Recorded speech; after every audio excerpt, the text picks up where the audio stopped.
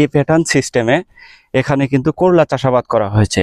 এখানে স্মার্ট পদ্ধতিতে করলা চাষাবাদ করা হয়েছে। আমার প্রাণপ্রিয় কৃষক ভাই এখানে কিন্তু শশা চাষাবাদ করেছেন। শশা চাষাবাদ করার পরে একই খরচে এখানে কিন্তু আবার করলা চাষাবাদ করেছে। তো করলা চাষাবাদ করেও লাভবান হয়েছে।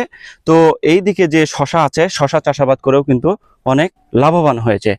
এই জমিতে মালচিং করে প্রথমে শশা লাগাইছিলাম।